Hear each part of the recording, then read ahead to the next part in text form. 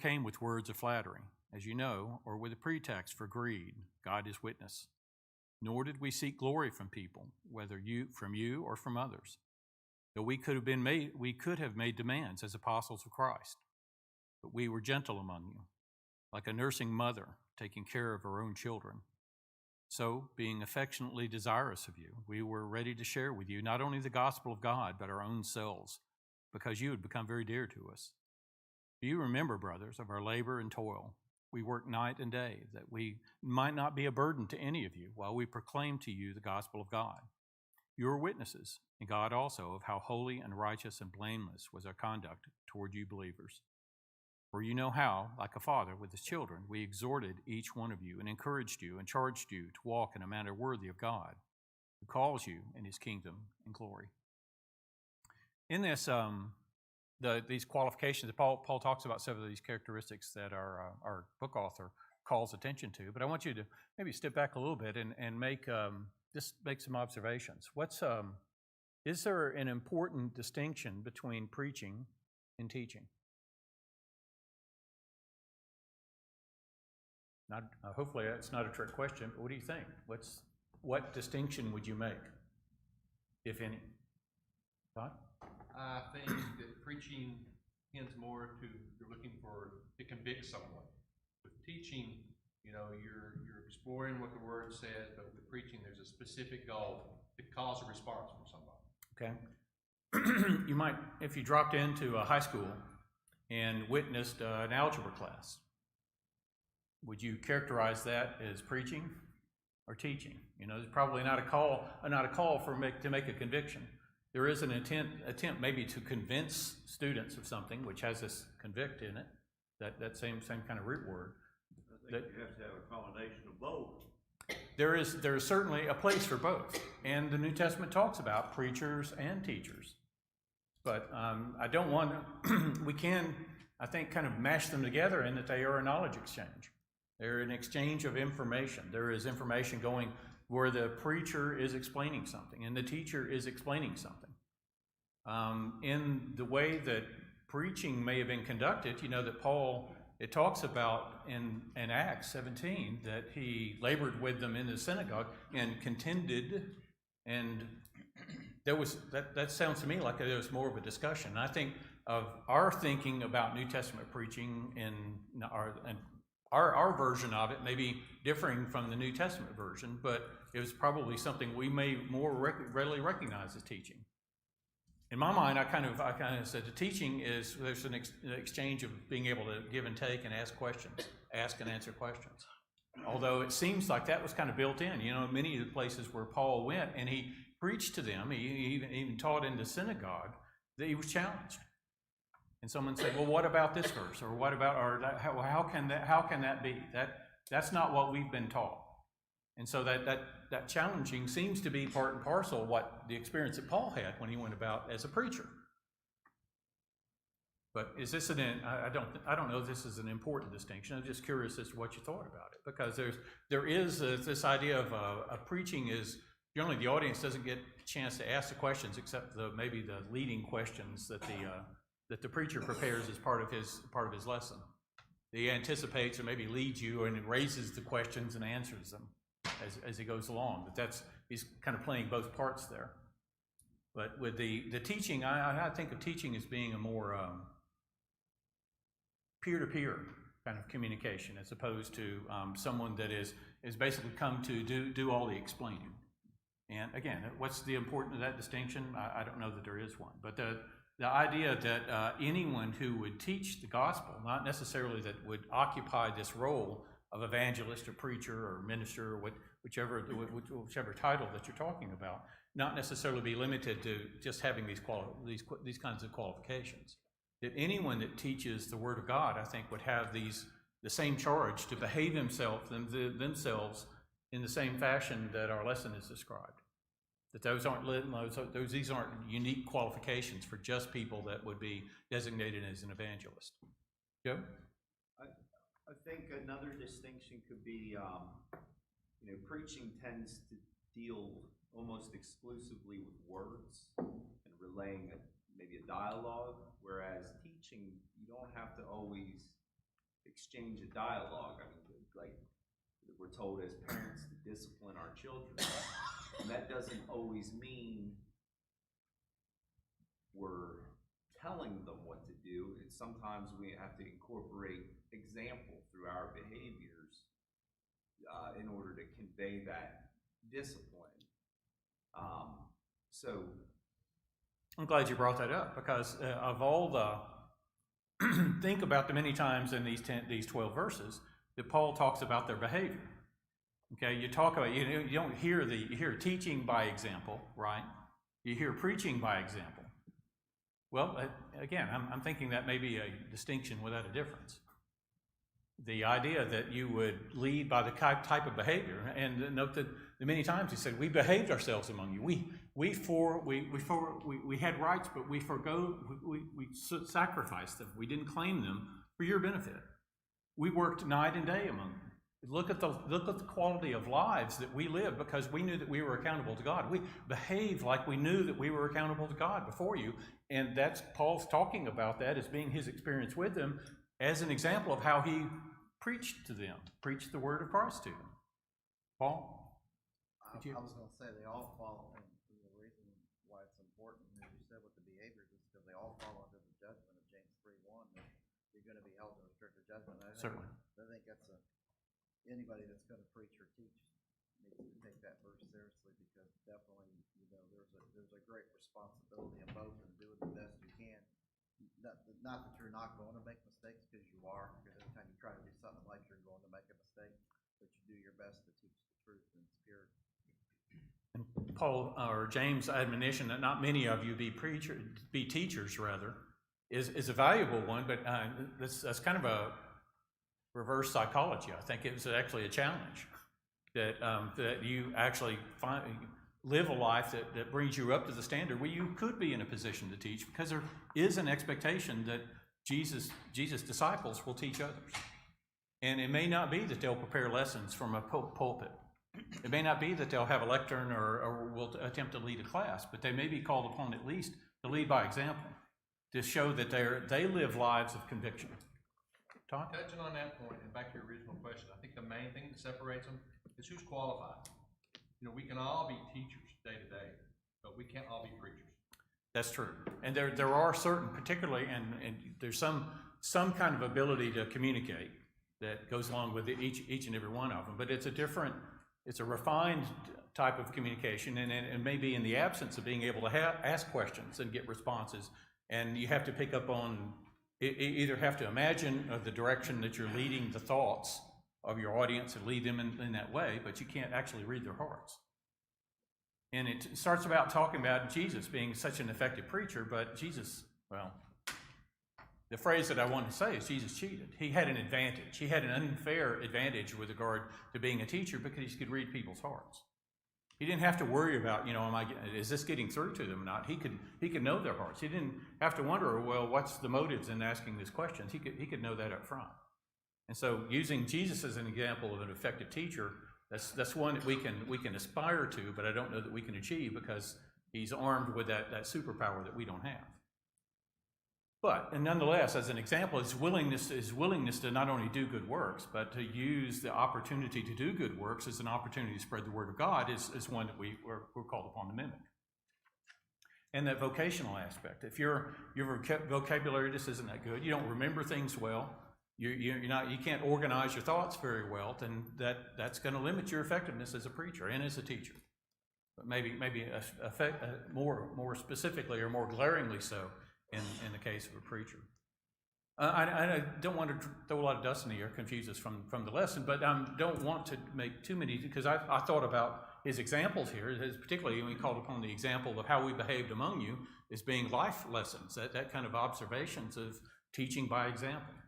And we don't generally refer to it as preaching by example, but I guess, that distinction may not be that large. Consider, though, yes, Roy? I think of the word persuasion. To me, I was a salesman for many years, and my object was to persuade you that you need the product that I have. And the more I knew about my product to explain to you, the better chance I had to bring up a sale. Okay, that's an interesting distinction. I'm glad you brought it up because it's the next one I wanted to pose. What is a preacher a salesman? I don't. There is a persuasion aspect of that. There is that, going about and making disciples is going to be presenting the opportunity as well as pointing out the advantages and making the persuasions. But that sales example is one that many people find to be off-putting. They don't want to be in the room with the salesman. They don't look forward to that opportunity of being pinned down by a salesman and let the salesman guide the conversation. Matter of fact, I kind of squirm around it and avoid it as to a large extent. And they may do that for preaching as well. They may find preaching to be just as objectionable in that way. Here's somebody that's pitching something to me or trying to convince me of something that I didn't even ask for. And there's an aspect of that I think is the human response to both of the activities.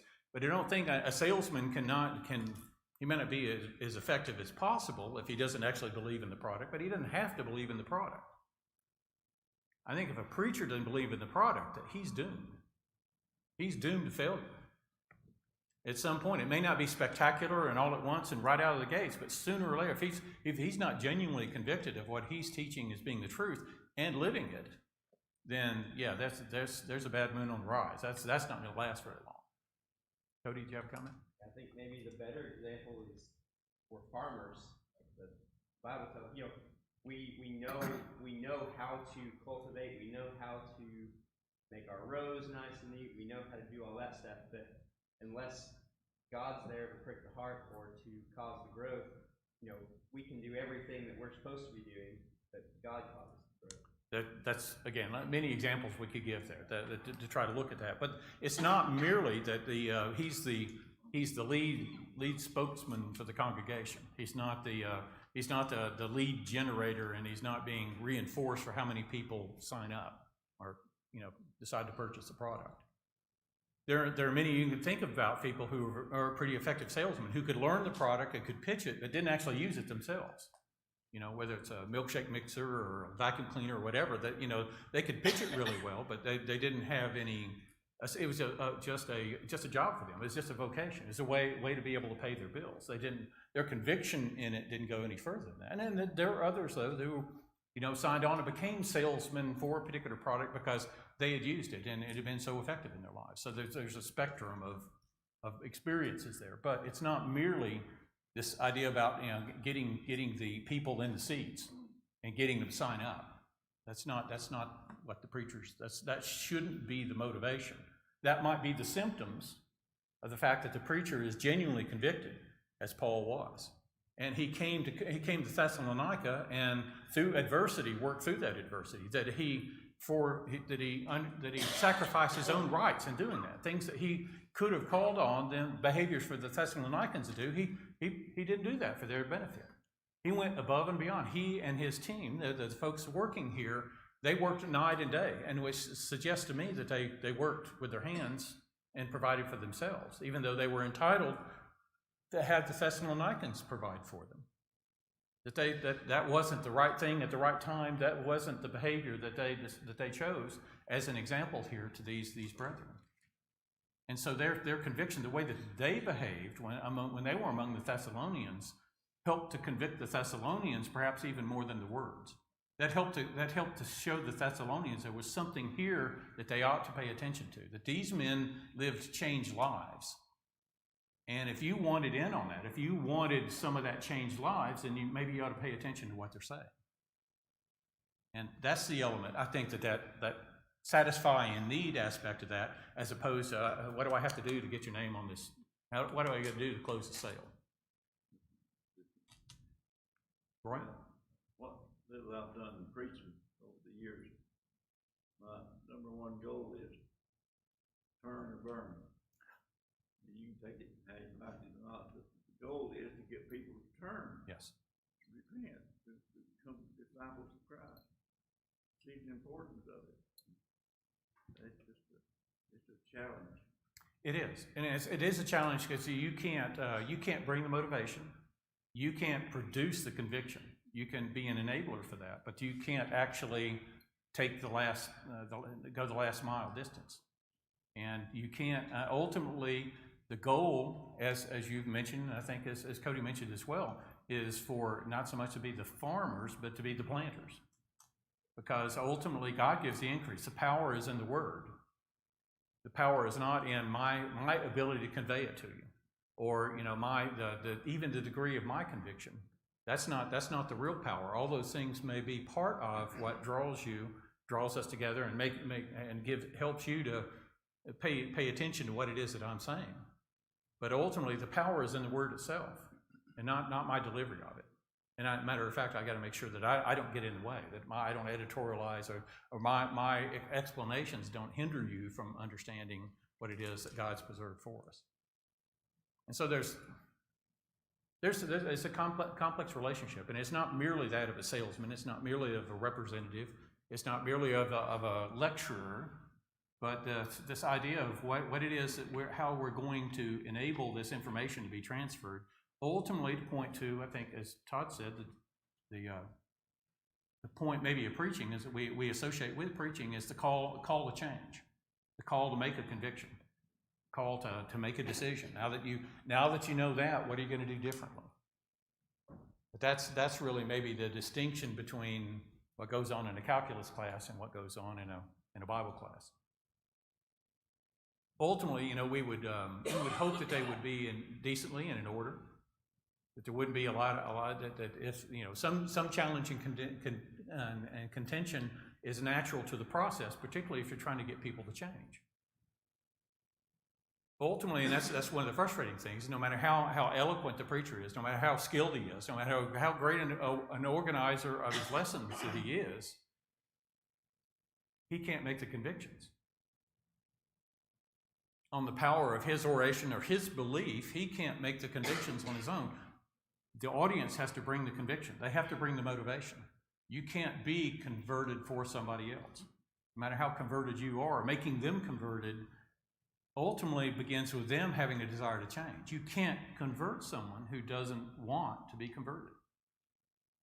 We can force them, drag them up the aisle and force them under threat of violence to make a confession and forcibly dunk them and say, we've ticked off the boxes. That's a converted person now.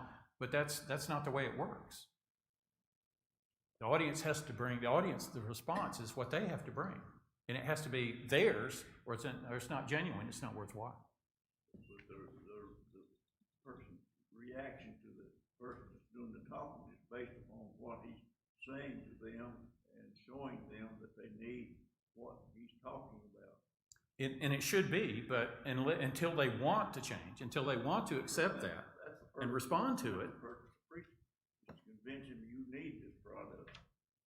You need, and Product that's is Christianity. I hate to put it in those terms, but it is convincing them of the need of what it is that you're trying to explain. Ashley? Paul makes the point here that their appeal was not from flattery or greed, which you see in a lot of salespeople, which is why it makes people uncomfortable. Partially. Because they, may assume that the motive there is, I just want to make this sale for the commission, or not because I truly believe in the product that I'm selling, which is not always the case. And that suspicion is there even among preachers, that this is just what we pay them to do.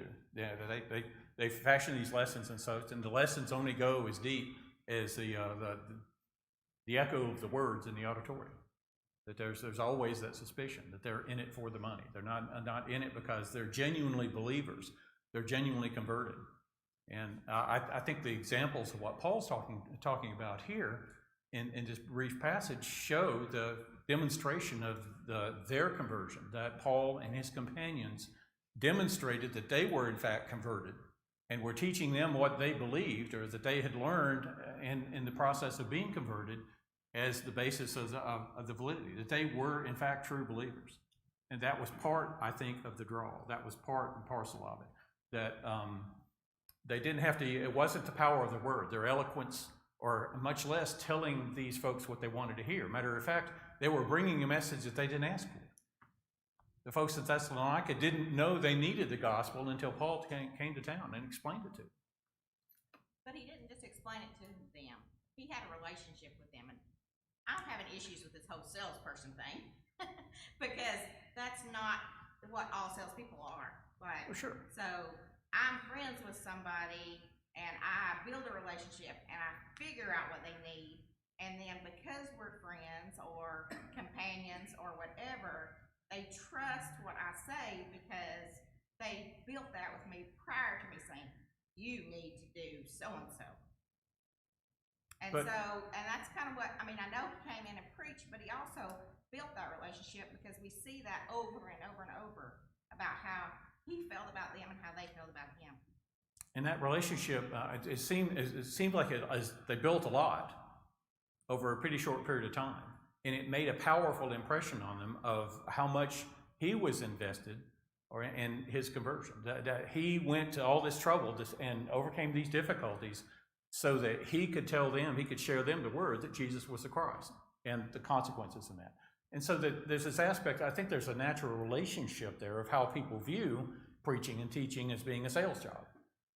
But in fact, it's not just about, it's if in fact Paul is achieving his reward, whether they're converted or not, then it's not a matter of making my commission. That sales, that part of the sales of it, we ought to be able to deflate. And that's part of what I think Paul's talking about here in this passage is the bona fides. He said, this wasn't a sham. This wasn't just so I could meet a quota. I brought you the word because I believe it and I live it. I want you to have the same benefits that I'm enjoying. Randy? Well, this is the perfect example of the planting, the watering, and the growth.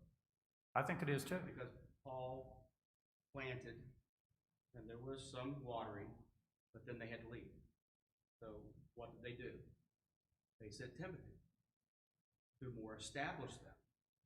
And again, to plant, water, and watch God grow. Congregation.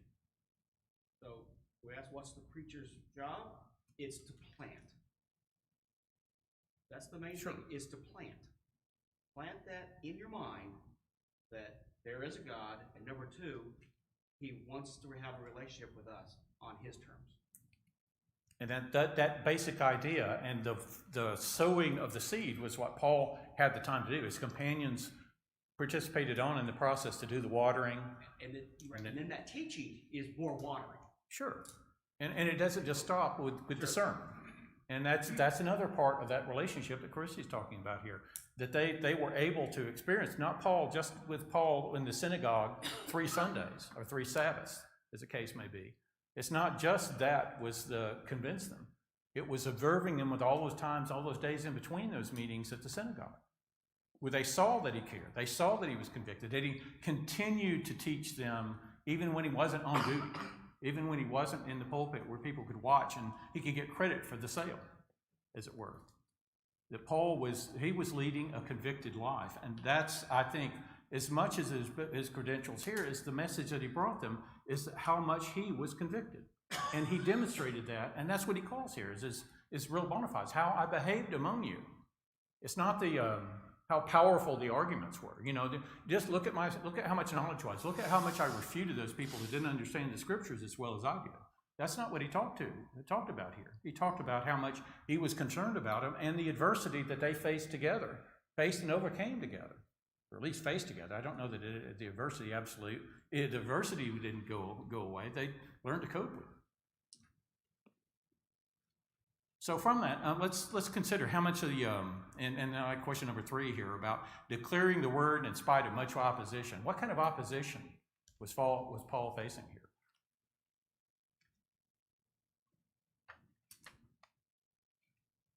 Paul? Well, we know all through his time of preaching, he had to deal with the Jews. They Okay. were always following him and doing something to discredit his work of being an apostle, trying to undermine the fact of what the Gentiles had to do, had to take on the old law and stuff. So we know there was always somebody in that opposition, even though it ain't said that there. We know that there was certain Jews that followed him around all over the place. And that's actually part of the narrative in Acts 19 or Acts 17 rather, is that was at least one formidable source of opposition, and they stirred up the rabble to be able to help them to make their point. Not on the strength of the intellectual points that they're making, and the strength of what the scriptures really said. They just kind of stirred up the rabble. Pretty much the same kinds of opposition, although it didn't come from Jews in Philippi. Eddie? Well, they also had to deal with their previous lives, worshiping idols, those kind of things. Absolutely. We overcome that. And the challenge that I already worship Zeus, and I already worship Balak, and I've already offer offerings at these various temples. What's different about this one? And so the challenges of the idolatrous world that he had to overcome as well for the many of the Gentiles who were listening to and drawn to his teaching. Randy? I was going to remind everybody of what happened in Philippi, where they miraculously changed the flavor, and those idolaters that were making money off her, obviously, got everyone up in an uproar because their livelihood was being affected. So you have that also, the economic aspect of Sure. the idolatry. And that's his civil rights were violated, Yeah, as it turned out. religious aspect of it. As it turns out, yeah, they brought false charges against him, and they shouldn't have been able to have them processed without due consideration of the law. And he was deprived of his rights in Philippi, which he refers to it here as being shamefully treated. And that's a very dressed up way of how it described his experience in Philippi. And he didn't have that mimicked exactly, but some of those same things, some of those false charges, that's what was being used to stir up the rabble, I think. And so there's this, the call of the former pagan life, the call of the former Jewish life that were teaching centered, but then just the general temptations of living in a very modern, very multicultural, influential city in Rome. Just the call of materialistic, hedonistic life. That's what I liked about this. So you think about the kind of opposition. You think, well, we don't face opposition from the Jews organizing against our teaching. But rather than opposition, what if I use the word competition? Think of the things, and I think about, and at least in our times here, there's the competition from lots of different believing bodies where the prevalent teaching is as long as you're sincere, believing whatever you want is acceptable. There's the competition of the always-on internet and entertainment systems that we have that are drawing our attention away from meditating on the Word of God and serving one another, serving each other. We have we may not be faced with organized opposition in the form that Paul did at Thessalonica in these various forms, but we have plenty of competition for our attention span. And so we're called upon really to overcome this opposition as well. This is, I think, the challenge for us in the modern age is how do we carve out, how do we assure that we're giving God's Word a fair shake in our attention mindset? It used to be one of the things in the to have a license, have an FCC license, you had to provide an opportunity for the opposing viewpoint. That if you had an editorial view and you used the license to be able to promote that view, you had to provide an equal opportunity. Somebody disagreed with you. Are we giving the Word of God an equal opportunity to compete with all the other things that are drawing our attention every day? That's I think the form of perhaps the main form of opposition that we face in this particular time. And Paul faced it too. It's an opposition of competing ideas, competing theologies, competing lifestyles that are just as valid. Or at least that's the message. That's where we're called upon by modern society to treat them, that they bear just as much weight, and everybody is just as entitled to believe whatever it is that they want as everybody else is. Roy?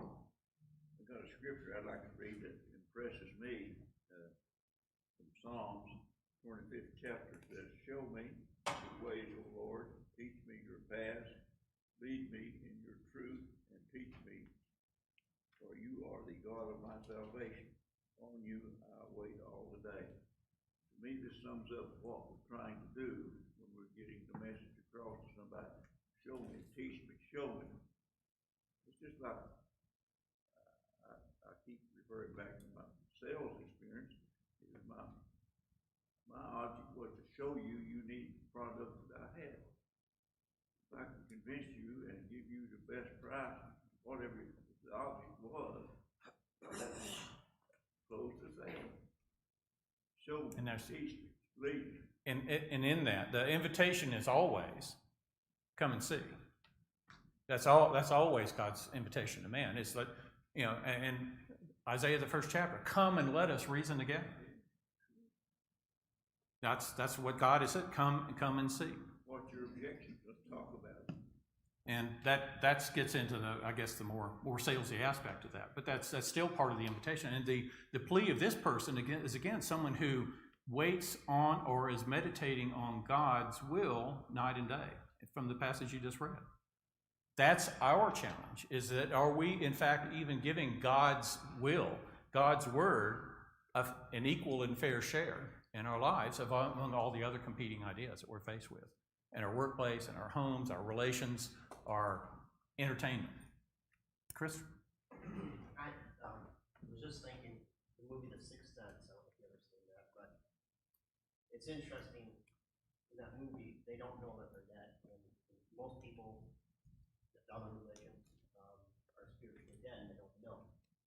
It's not until they realize that they're dead that they try and make a change, and, you know, if they don't wanna make that change, they don't wanna wake up, you're not gonna convince anyone. Absolutely, and that's part of what we have to recognize, and the reason that even when the seed is planted on good and honest hearts, that it doesn't always yield 40-fold. It yields 40-fold, 60-fold, 100-fold. It doesn't always yield 100-fold. Is that ultimately that in our journey and in doing the preaching, even among the Thessalonians, whatever success Paul was, whatever his qualifications were to be able to preach, and however he demonstrated them among them, they had to want to change before they made any progress. And that's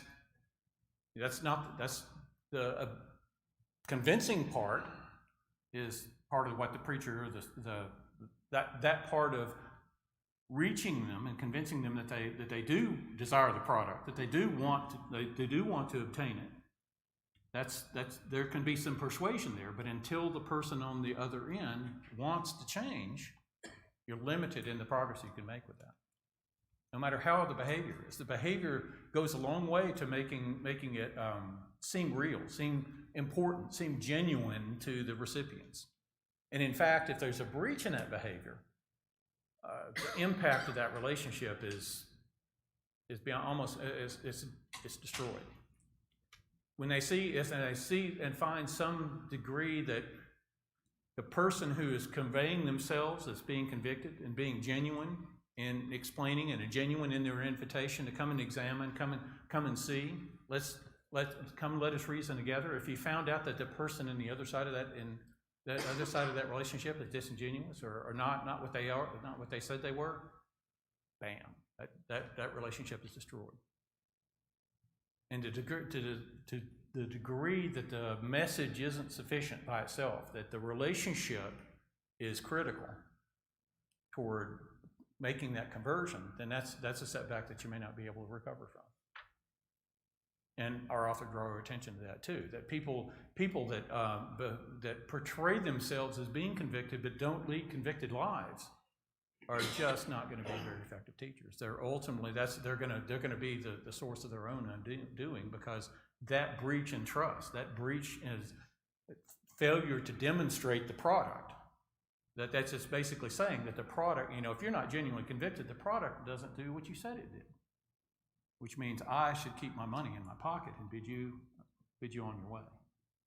Again, kind of breaking it down to thinking about that sales relationship, because at some point that convincing of and conveying the benefits of your goals is going to be critical in that. If there are no goals, if it's just some kind of platitude about feeling good, well, if you leave the service feeling good, then the mission's been accomplished. But that's not the purpose of the gospel, is to make people feel good. I mean, they can and should experience joy in service to Christ as they mature. But the point is, there's going to be a lot of discomfort in that. And to feel good about it is going to be something you're going to have to learn to do. Because it's going to be difficult, it's going to have opposition, it's going to have competition, it's going to not going to be simple, as Paul described here. When you were reading this, you thought, boy, that's a breeze. A few hard weeks of work and it was smooth sailing after that. Is that what you read here? This is hard work, continual hard work. This is continual emotional investment in this relationship. It's not simple. It's not easy. It's not over and done with. Once you get the signature on the purchase order, your mission's done. That's not what's being talked about here. So if you're thinking really that preaching is just another form of being a salesperson, this whole idea is how to maximize the product. That's not the relationship that Paul's describing here. People are maximizing the product as walking with God. People that are capable of living in a worthy fashion. Not that they are worthy, but they are capable of striving to be worthy to walk with God. That's the mission. That's the thing that they're trying to accomplish. Not just get you away from that pagan idolatry and into another kind of worship. That's not the point at all. That's a symptom, but that's not the point at all. And thus what's the goal? What's the goal in the algebra class? Reduce passing grades, you might say. But again, that's kind of a symptom. Hopefully you're actually imbuing the students with the ability to make math their like the force, a powerful ally for them in their lives. That they will have embraced the knowledge and be able to take it to the next class and the one beyond that one. But that more better fits, I think, the model, not just the passing grade. And so we have to examine both, I guess, the intermediate goals. Obviously, Paul wanted to convince these people about Christ, but not just so they would know about Christ and have that academic information they could carry around in their heads. That knowledge about Christ came with the challenge to come and see and examine here. Given I've told you that the Son of God, the Son of the true God, not these sham, not these false gods that you may have been worshiping up to this point, but the true and living God, the Son of the true and living God, gave himself to cover the sins of mankind. And as being demonstrated as being the Christ, you should, if you want to have a relationship with that God, you want to be considered his people, his children. You want the reward that he's prepared for you. Then if you're wanting those things, you need to bring the motivation to be able to pursue this converted life to be able to obtain them. It's not a fair trade. You're getting something that's far more valuable than the effort that you're putting into it. It's not just a promise that, yeah, there'll be a payday and you'll be fairly compensated. You're going to be wildly compensated for your effort and your willingness to lead a converted life and walk with God. That's the real invitation. That was the real message, not just you got to change these evil ways. That's hard. It's hard and it's continual work. Paul? That's what I was going to say. I think that's one of the greater challenges of preaching is that, you can get up and give a great lesson, but it's the follow-up afterwards and seeing people live it and trying to convince people that they need to continue. I find that to be a little bit I've done with it. That's the biggest challenge. You can get up there and give a great lesson, but if you don't have people that are actually taking that and taking it away from the assemblies and living it and seeing fruit in their lives and seeing them as they live their lives and their fruits producing more people that want to be interested, I find that to be the greater challenge, is the continuation of it. That's ultimately, I think, the powerful motivation to people that do find success in preaching. You can enlist people in the ranks, as it were, like if you were thinking of the job as like being a recruiter. You can get people to sign up, but do they remain faithful? And I think all kinds of lessons we can derive from the parables. But to me, the parable of the sower, the real lesson is about that even when the seed finds the right kinds of soil, it doesn't always produce uniformly. And this was the lesson to his disciples when they were asking him, what's the lesson? What's this parable all about? That the real punchline, the real takeaway, at least for me, is that even when you do things right and the plan works the way it's supposed to, that the output isn't always identical. It's even that we're dealing with human beings, and human beings are apt to produce unpredictable or different results. And so that, to me, that's a very powerful lesson. And for a preacher to continually put the kind of effort in that Paul was just describing, of putting together good lessons, powerful lessons, lessons that convince people, and seeing those people converted and knowing that they are working toward being able to convert other people, those are powerful motivators. but not being able to accurately predict the results is something you're gonna have to get used to. Leslie? Yeah, I think the contrast here is what Paul's really making, right? In verse 5 and 6, he says, you can preach for greed, you can preach for glory. But verse 8, he says, we preach because we care about people. Exactly. And I think that same thing applies. We talk about, we've been painting, and I think this is where Christy was going, this idea of all salesmen are evil. Well, that's because we equate them going after glory and going after greed. If they're going after the best thing for the people they're trying to serve, they can have the same attitude as we should have as preachers. That's a I think high calling. That's what he's saying here is want what's best for people because that's what God wants, and you want to be like him and present that to them because they can be blessed. And the example he makes here of parents with their children, of having that kind of genuine, and that's, we've seen flawed examples of that. That doesn't put us off the process. Right. And exactly, we've seen flawed examples. We've seen salesmen that use flattery. Salesmen are just all about getting the name on the order and getting the next order and the next. We've seen that, but that's an unfair characterization of the whole process. And we see preachers like this, and we think, well, that's a new thing. Paul's saying that was a watch out from the very beginning. Exactly. Exactly. And the comparison here of how they behaved and the concern that they showed, you can talk about how much you know, but you got to show at some point, be genuine in the gospel. You have to show how much you care. You have to be able to demonstrate that. And the examples that he used here is not just not the negative. We weren't using flattering words, and we weren't greedy, but rather we were like parents nurturing their children, or caring for them and exhorting them to the best. That's how we behaved here, not because we're entitled to think of you as our children, but that's the model that we were using, the same motivation for concern.